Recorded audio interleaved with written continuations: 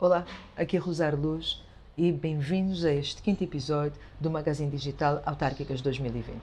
Para este programa, vamos abordar dois temas que têm sido fundamentais no discurso dos candidatos ao longo desta campanha para as autárquicas de 25 de outubro. O primeiro será a juventude e teremos connosco a professora Patrícia Silva para nos falar um pouco dos seus 15 anos de experiência a trabalhar com jovens e depois uma viagenzinha por Cabo Verde Rural, onde teremos o testemunho de Carlos Lopes, do projeto editorial Terra de Saudade, com um testemunho particularmente emocionante sobre as trabalhadoras do Parque Florestal do Planalto Leste de Santo Antão.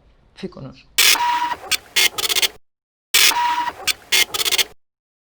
Desde o início de outubro, que o registro de novas infecções Covid-19 tem aumentado diariamente. Segundo as autoridades sanitárias, a não ser que se cumpram rigorosamente as medidas de prevenção, nós poderemos contar também com um aumento dos casos graves e, eventualmente, dos óbitos. As autoridades sanitárias já alertaram, inclusive, para a possibilidade de esgotamento da capacidade hospitalar do país, o que resultaria provavelmente no aumento na subida da taxa de mortalidade, que se tem mantido em 1% até agora. É neste contexto que se desenvolvem as campanhas para as eleições autárquicas que se realizam no dia 25 de outubro. Desde meados de março que o país encontra-se em modo pandemia. Os custos económicos e sociais dos sucessivos estados de emergência, do fecho do setor turístico e do confinamento da população foram pesadíssimos. Havia inclusive a expectativa de que as eleições autárquicas fossem adiadas. Não foram, mas em jeito de gestão, a Comissão Nacional de Eleições produziu um código de conduta que foi subscrito por todas as organizações políticas que têm candidaturas no terreno e que visava controlar o perigo de novas infecções via a restrição ou a supressão das atividades tradicionais de campanha, nomeadamente passeatas, torneios e principalmente comícios. Mas, apesar da sua subscrição deste código de conduta, o que verificamos diariamente através de vídeos nas redes sociais e dos próprios telejornais é que a maioria dos partidos políticos, a maioria das candidaturas, tem demonstrado um desprezo completo pelas suas responsabilidades cívicas e pelas responsabilidades que assumiram na assinatura do tal código. Mas ainda mais grave do que a irresponsabilidade que as candidaturas têm demonstrado no terreno é a omissão das instituições que têm responsabilidades diretas em matéria de segurança e de saúde pública e a sua timidez em confrontar os poderes políticos sobre as suas regularidades. A RTC, a Rádio Televisão Cabo-Verdiana, produziu o seu próprio código de conduta para limitar ao máximo o perigo de novos contágios durante a cobertura das atividades da campanha eleitoral. Contudo, não vê qualquer tipo de contradição entre este facto e o facto de ter passado, sem qualquer reclamação, a notícia de que um dos candidatos de um dos municípios do Fogo teria promovido uma passeata e um pequeno comício durante uma visita a uma localidade logo no Fogo, que é uma ilha onde os novos casos de contágio não param de crescer. O Instituto Nacional de Saúde Pública é, como o nome indica, o responsável pela saúde pública a nível nacional. Apesar disso, o INSP limita-se a inundar as redes móveis de SMS que exortam a população a ter cuidados e a observar as devidas precauções nas suas atividades eleitorais. Nem uma palavra saiu da boca da Sra. Presidente para apontar as irregularidades sistemáticas das campanhas no terreno, para apontar a irresponsabilidade sanitária e cívica que tem sido demonstrada pelas lideranças políticas. A Polícia Nacional foi dotada, no início da pandemia, de poderes especiais que incidiam sobre o direito do cidadão à livre circulação. E não só a polícia, como instituições como a IGAI, nunca tiveram qualquer peso em exercer esses direitos, muitas vezes inclusive com um caráter claro de abuso de poder. Mas nem a Polícia Nacional, nem as outras instituições tiveram qualquer tipo de posicionamento público preciso, mediante, mais uma vez, o desrespeito sistemático das candidaturas no terreno pelas medidas de segurança sanitária. A única autoridade que cumpriu cabalmente o seu papel foi o Delegado de Saúde de São Vicente Elis Silva. Silva acusou as candidaturas à Câmara Municipal de São Vicente de demonstrarem irresponsabilidade no terreno, acusou-as de promover atividades como passeatas e torneios de futebol e feijoadas, que são precisamente o tipo de atividades que elas se tinham comprometido a não promover. Mas, apesar dessa chamada pública de atenção pelo delegado de saúde da segunda cidade do país, é muito duvidoso que as outras instituições que têm responsabilidades na matéria encontrem a coragem necessária para confrontar o poder político com a sua irresponsabilidade, com a sua imoralidade em tempos de pandemia. Uma das práticas habituais das organizações políticas cabo-verdianas é oferecer compensação a pessoal que recrutam, especialmente jovens, para participar em atividades como contactos porta a porta ou para engrossar as hostes dos comícios. O que é que acontece nestas eleições? O que acontece é que a população vulnerável e com necessidade de compensação monetária aumentou. Por causa do fecho do setor do turismo, do desemprego que disparou, do confinamento que basicamente parou a economia. Ou seja, a juventude que estará disposta a arriscar a sua própria saúde, a saúde da sua família e a saúde pública, porque precisa dessa compensação monetária, aumentou nestas eleições de 2020. Quanto à ética dos próprios partidos, o que é que essa irresponsabilidade demonstra?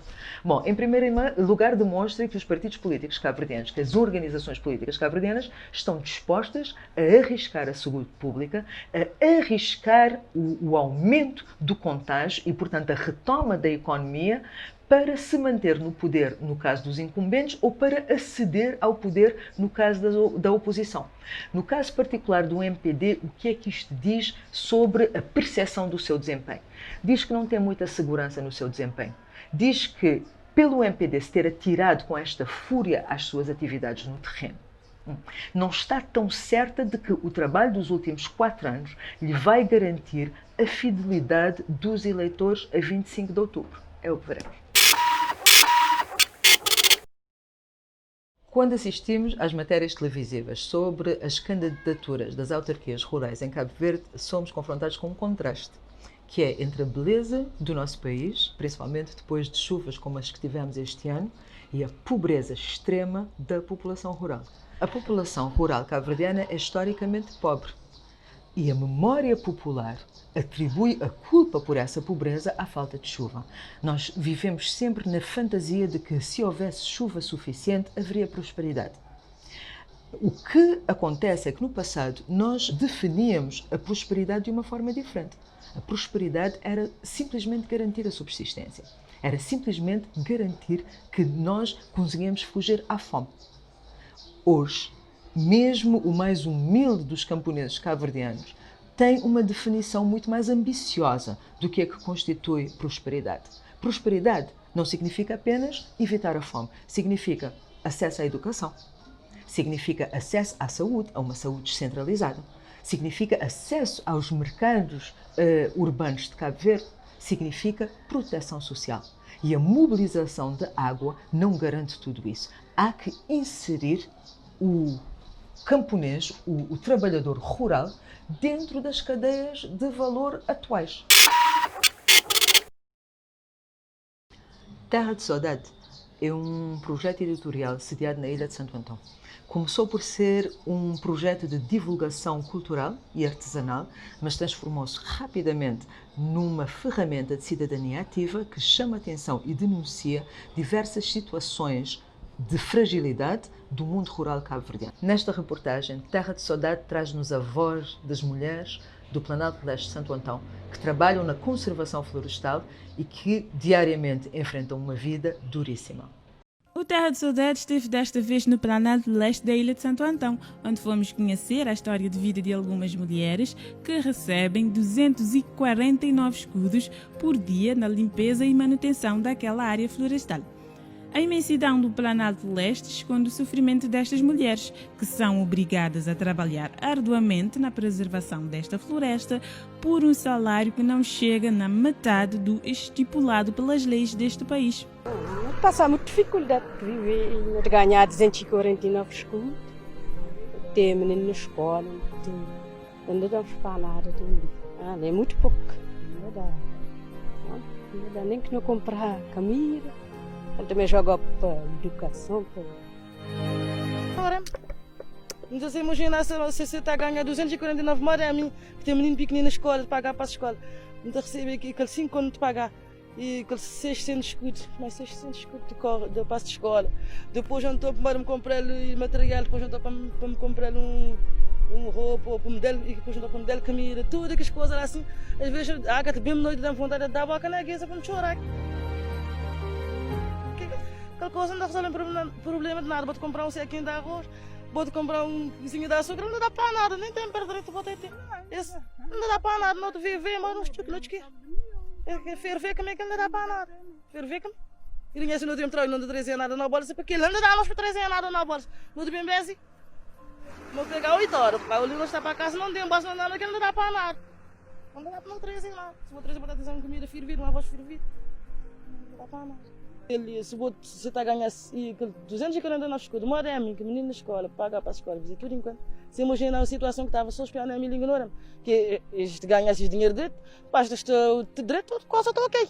Mas ainda lembrar, não, nós moramos, ainda lembrar, nós falando, falando logo, falando na Pico da Cruz, logo, tudo mais que ele deu, falando, ainda falando nas esponjeiras, ainda falando nas que ele deu, ainda falando na Não Figueira. E a maioria de nós, como é que depois lembrar, nós só na hora do voto, que nós é gente, porque temos nós é gente só para ver votar. Mas nada, não pode dizer, pode olhar, se mostrar, pode olhar, coisa que me mete fala. Me mete fala, mas nós não é gente só na hora do voto. Nós é um cidadão igual, assim, não tem direito de falar, não tem direito de expressão de noite, não te ofende ninguém, não te mata, não te rouba, não tem direito de falar. Estas mulheres e mães não temem a estiagem ou frio deste Planalto. Faltam-lhes equipamentos adequados e até providência social. Entretanto, seguem firmes e fortes. Entre neve e pinheiros, elas não faltam ao trabalho, uma vez que esta é a única forma de levar rendimentos para casa. Sim, claro. Tem que bem frio, às vezes não há tempo, porque não tem medo de faltar um dia. Ele tem que deixar falta no fim do mês. Eu tenho que equipar com o que não puder trazer de cá. Não tem falta, é assim. Sempre um botar a dar, capa a dar. Trabalho debaixo do chumato. É tudo um chapa dada quando tem uma tipo. Não é seguro. Segurança, não. A gente tem que arranjar nos próprios. As dificuldades destas mulheres não se limitam ao trabalho. Elas vivem driblando a natureza, principalmente a chuva, que quando chega, fala mantenha no portão e no telhado destas lutadoras. É aquele devagar que basta chuva da água. A gente tem história no meio de pingo. Eu vou ter que rolar o colchão, vou ter que pôr lá, vou ter que ficar lá num lugar que eu vou ter um direito. As casas de praia é tudo mareado. A história de vida destas mulheres é um contraste sem precedentes, uma vez que fazem de tudo para preservar a natureza deste Planalto, porém não têm meios para fazerem o mesmo com a própria família.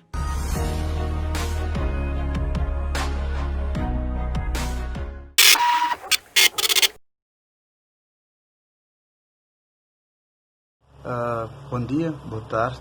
Me é Carlos Lopes, coordenador do projeto Terra de Saudade na ilha de Santo Antão. E uma das nossas preocupações enquanto políticas sociais tem como finalidade mostrar a realidade da nossa ilha e também que os constrangimentos. Temos deparado com vários investimentos feitos na ilha e que de beneficiar nossa sociedade e também o abandono das políticas junto da sociedade, principalmente quanto aos idosos, quanto às mulheres que vivem isoladas em várias outras situações. Então a nossa sociedade precisa de políticas assertivas que cheguem à sociedade com melhor vigor. E quanto aos investimentos públicos, é preciso ter em mente aquilo que as pessoas querem nas suas localidades, não só porque temos visto grandes investimentos em várias localidades, mas os próprios moradores não beneficiam dessas políticas de investimento. Então, isso sou eu, Carlos Lopes, de Santo Antão, Terra de Saudade. Então, quais têm sido os temas discutidos pelas candidaturas às autarquias rurais? Quais têm sido as suas propostas para o desencravamento do mundo rural? Bom, temos ouvido muito falar do turismo rural, é natural. O turismo, depois de 30 anos de desenvolvimento no setor e apesar de todas as suas insuficiências, o turismo já se fixou no imaginário cabo-verdiano como uma fonte de trabalho num país estruturalmente desempregado. Portanto, quando os candidatos falam do turismo rural, arranjam de certeza ouvintes interessados entre a sua audiência. Mas o que nós vemos é que o que seria necessário para garantir o turismo de qualidade, para garantir o turismo rural, tal como ele tem sido falado há 10 anos em Cabo Verde, não está a ser feito, nomeadamente a conservação ambiental. O interior das ilhas de Cabo Verde está tão sujo quanto as suas cidades. Portanto, não podemos, por um lado, falar de ecoturismo e de turismo rural de qualidade, de alto valor acrescentado, que vai desencravar e empregar várias famílias no número rural sem as deslocar, e, por outro lado, ter esse completo descaso pela conservação ambiental do arquipélago. Outro tema que tem sido bastante referido pelos candidatos às autarquias rurais é a indústria de transformação agrícola. E é de facto importante meter os nossos camponeses, os nossos trabalhadores rurais, inseri-los dentro das cadeias de valor dos mercados urbanos ou, quiçá, até da exportação. Mas o que é que está a ser feito por isso? Um exemplo, quando o Brasil quis exportar cachaça, não exportou cachaça, exportou a caipirinha. Mas para as pessoas em Amsterdão ou em Londres fazerem caipirinha, tinham que importar cachaça brasileira. Foi um rombo de marketing. Portanto, o que é que vai tornar uma indústria baseada na nossa agricultura extremamente limitada um sucesso? Tem a ver com processos muito específicos que, esses sim, não estão a ser discutidos pelos candidatos. Para além destas propostas, destes temas que têm a ver diretamente com a economia rural e com a sua dinamização, com a redução da pobreza no meio rural, há a questão da melhoria da qualidade de vida e da evidência de que o cidadão rural cabo-verdiano hoje tem ambições muito para além da subsistência. Portanto, nas candidaturas rurais também se fala de habitação, também se fala de acessibilidade, também se fala de proteção social, também se fala de eletrificação, ou seja, fala-se de uma melhoria de conforto e de qualidade para o cidadão rural. Só que essa qualidade e esse conforto têm que ser de alguma forma financiados. Portanto, para que isso aconteça, o que vai ter que acontecer é que a economia dos municípios rurais realmente vai ter que ser repensada e dinamizada.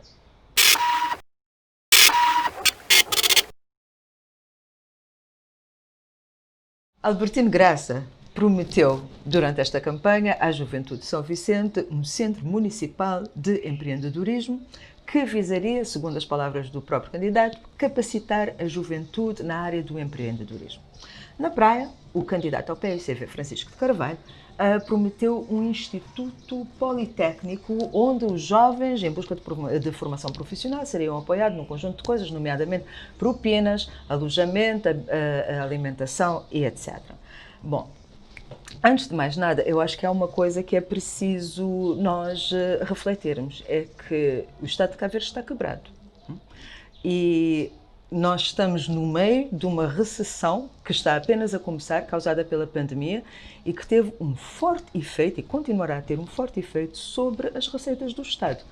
Portanto, quando nós vemos os candidatos municipais anunciar mundos e fundos a nível de investimento em infraestruturas, em calcetamentos, em formação profissional, em criação de institutos onde inclusive os alunos serão apoiados financeiramente, a primeira coisa que os jornalistas deveriam perguntar é onde é que esses recursos, esses fundos vêm num ano onde a economia está prevista para encolher. Pondo de lado a questão do financiamento das propostas que os candidatos têm vindo a fazer, vamos falar das propostas em si. O porquê da educação, das promessas de educação e de formação profissional? Bom, porque é uma coisa que é garantida a tocar no coração dos eleitores.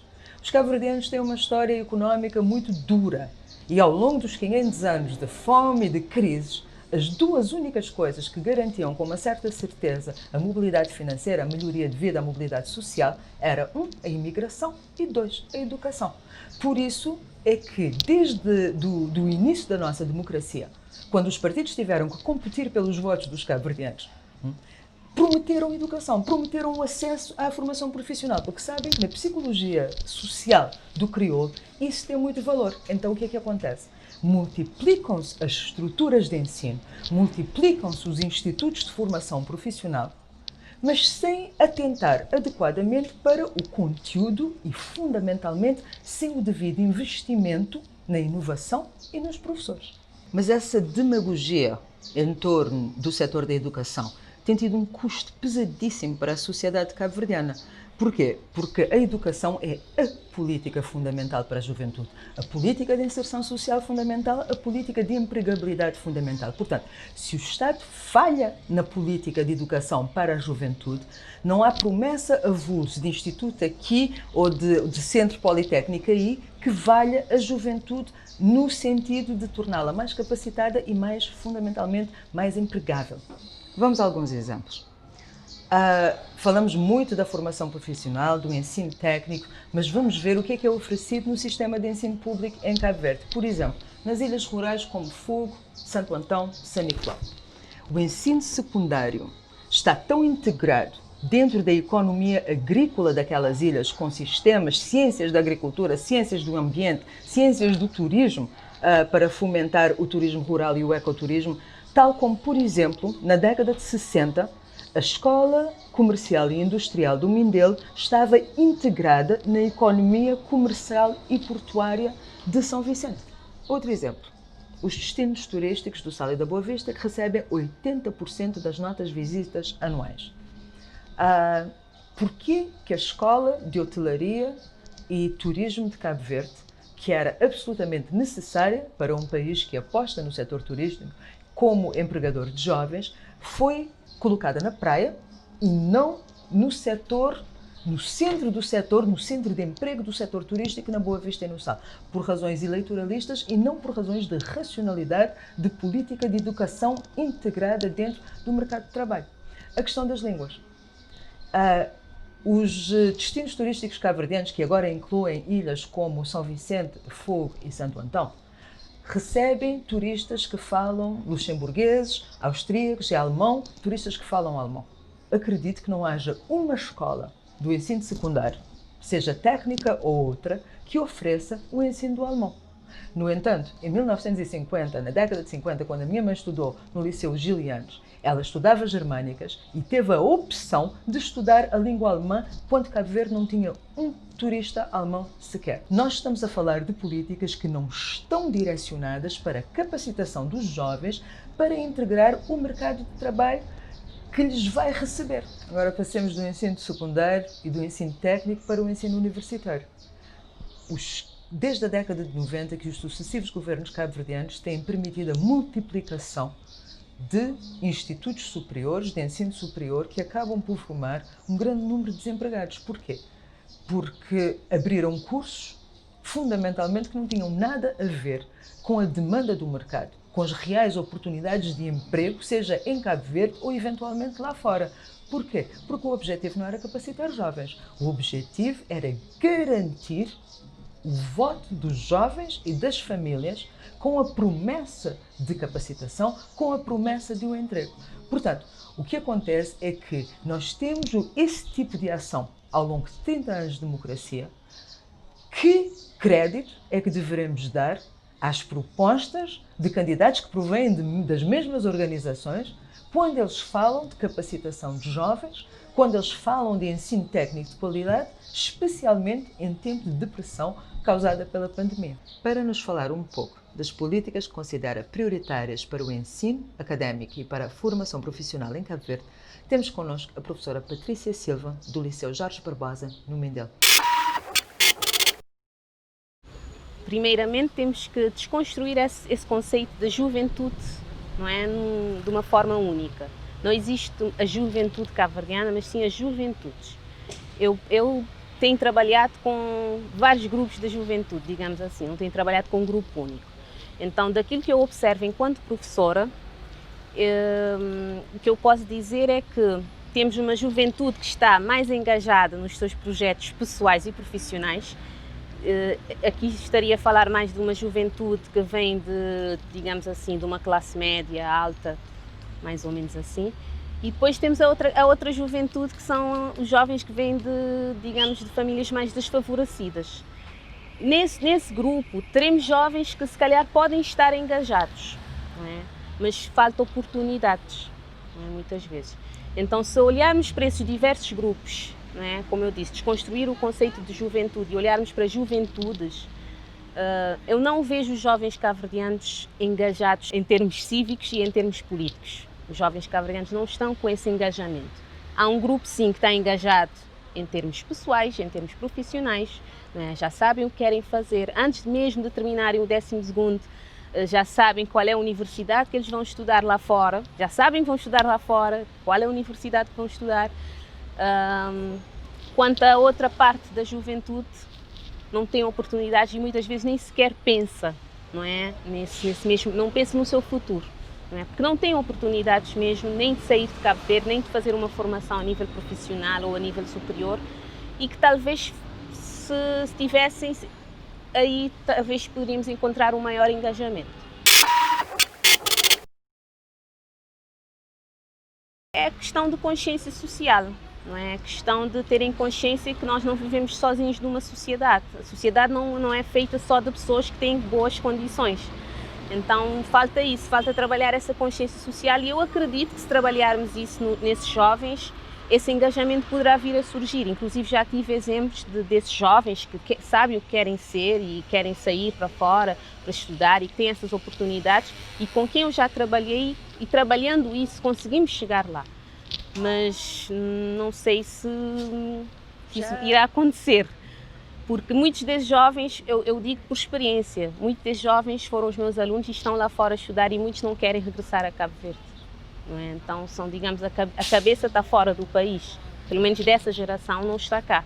A qualidade dos jovens em termos de ensino está a decrescer, uma coisa impressionante. Os alunos que eu tinha em 2005 não são os alunos que eu tenho hoje, tanto em termos, sobretudo em termos qualitativos, não é? Inicialmente eu tinha alunos muito mais interventivos, mais críticos, não é? Hoje em dia os alunos são resultado de um formato, de um sistema educativo que não os ajuda a pensar, não é? O sistema está todo montado, não é? Da forma que o jovem não tem direito sequer a pensar. Ele não tem momentos para pensar, para refletir, para criticar, não. No caso desses jovens que eu estou a falar, que vão para fora, muitas vezes eles acabam por procurar por si próprios esses caminhos, porque dentro do sistema educativo eles não têm essas oportunidades também de formar um pensamento crítico.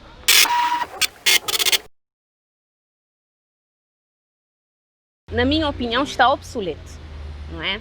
Temos um sistema educativo montado para trabalhar não sei bem o quê, mas não está a trabalhar habilidades, aptidões e competências, não está, não é? Então precisávamos repensar todo o nosso sistema educativo, não é? Só que há um cancro que está espalhado nesse mesmo sistema, não sei se é possível fazer esse pensamento e trabalhá-lo, mas pode ser possível ou não. Então, ao meu ver, o sistema educativo não está pensado para o futuro do jovem.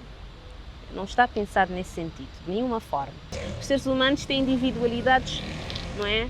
Muitas individualidades. Então não podemos pensar que um grupo de jovens vão ficar em 3 áreas, não é? Então precisamos repensar todo o nosso sistema desde a base, não é? Até a universidade também. Estamos a trabalhar com jovens em pleno 2020 da mesma forma que trabalhavam com jovens nos anos 80, nos anos 90, e esses jovens são diferentes, eles têm outras expectativas, eles têm outra dinâmica. O ensino profissional tem sido, eu vejo muito como uma forma dos políticos ganharem votos, a meu ver, porque é mais uma forma de dizer aos jovens, estamos a fazer por vocês, estamos a dar formação, vocês estão a estagiar, mas quando chega a questão de emprego, criação de emprego, os jovens são abandonados à sua própria sorte. E muitas vezes, se conseguem emprego, não é um emprego com salário digno, não é? Então há muita coisa na teoria, que na teoria está muito bonito, estamos a formar jovens, temos jovens a estagiar, não é? Temos um número tal de jovens a estagiar, mas em termos práticos, se formos ver, não é bem assim, não é? E depois temos que também começar a questionar a qualidade das formações que estão a ser feitas em Cabo Verde. Eu sou muito crítica em relação a isso, não só...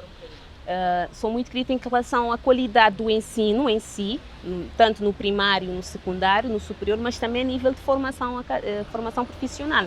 Nós temos muitas coisas em Cabo Verde que são estáticas, temos bibliotecas estáticas, não é? Que não movimenta, não há dinamismo.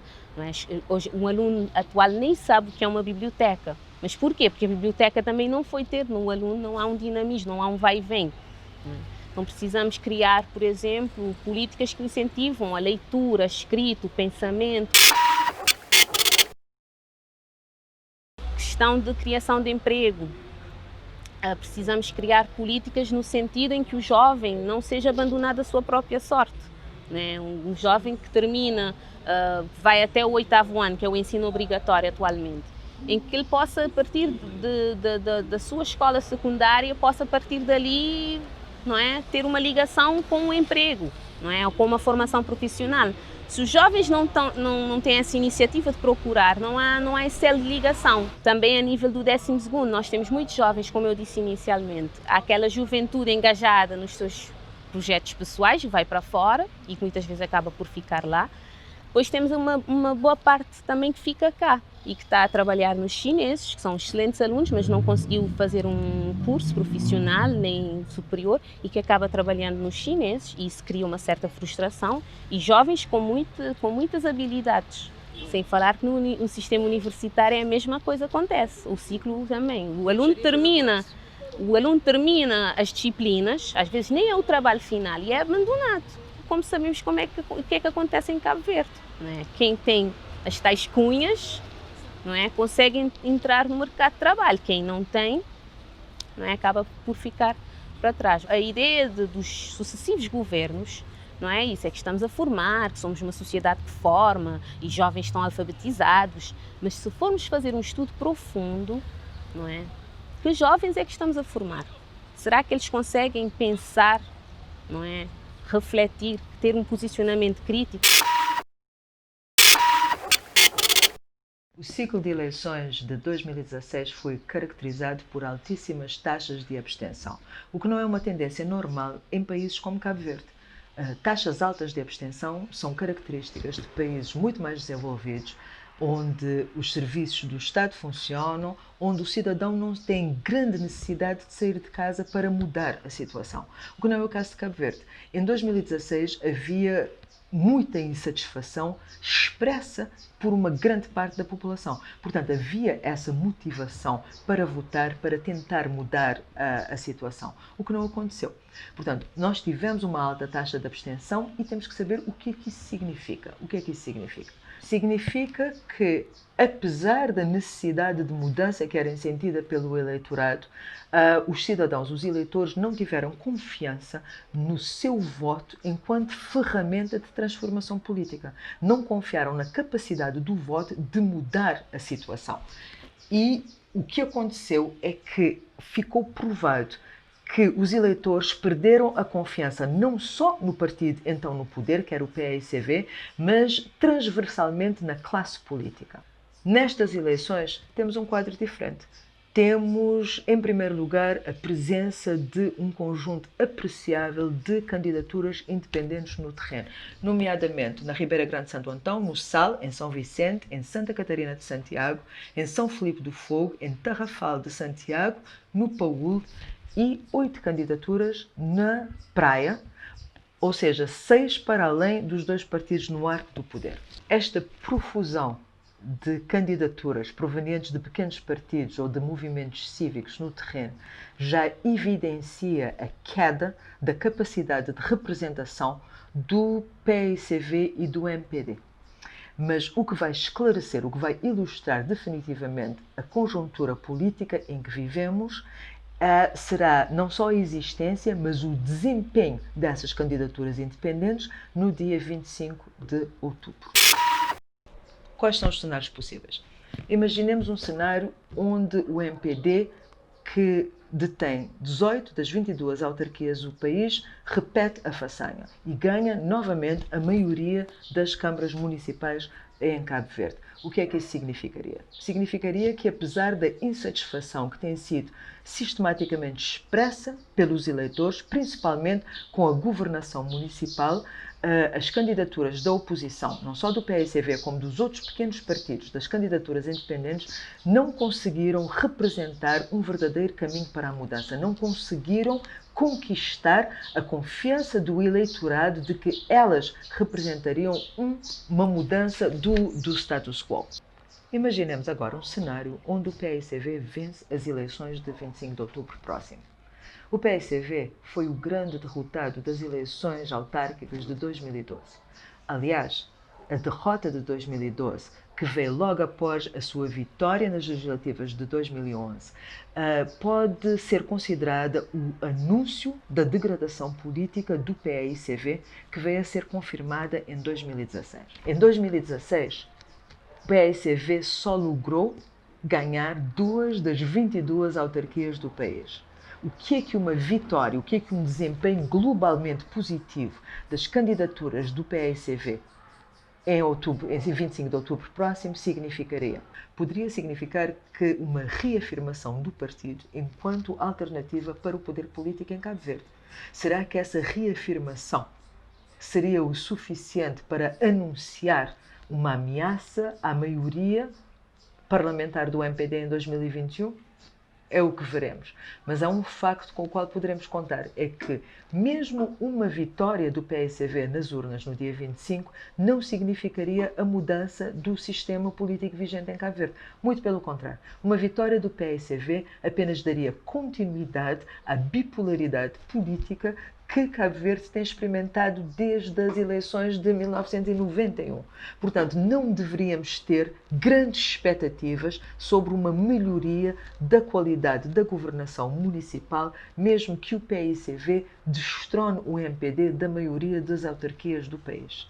Imaginemos um terceiro cenário onde as candidaturas independentes que já se apresentaram em numerosos concelhos do país têm um desempenho globalmente positivo no dia 25. Imaginemos que Paulinho de Dias ganha a Ribeira Grande de Santo Antão, imaginemos que Oscar Santos perde a maioria na Praia, imaginemos que um independente ganha São Vicente e assim por diante. O que é que isso significaria? Em primeiro lugar, poderia significar o início do fim do sistema bipolar que tem caracterizado a política cabo-verdiana desde 1991.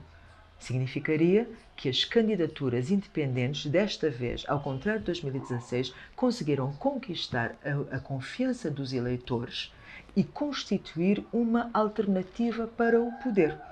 Será que esta mudança clara no sistema de governação cabo-verdiano, no sistema bipolar que nos tem caracterizado, seria uma indicação para uma mudança nas tendências de voto em 2021?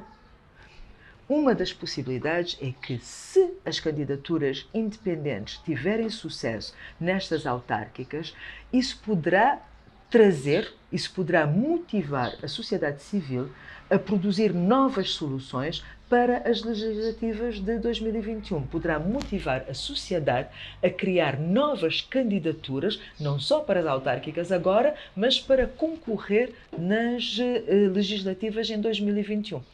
Se, por acaso, essas candidaturas tivessem sucesso, não a ponto de conseguir uma maioria, mas sim de quebrar a maioria absoluta que tem caracterizado a governação cabo-verdiana, seja do MPD, seja do PAICV, aí sim seria o início do fim do sistema político vigente em Cabo Verde. Muito obrigada por nos ter seguido neste 5º episódio do Magazine Digital Autárquicas 2020 na Política.cv. Até para a semana.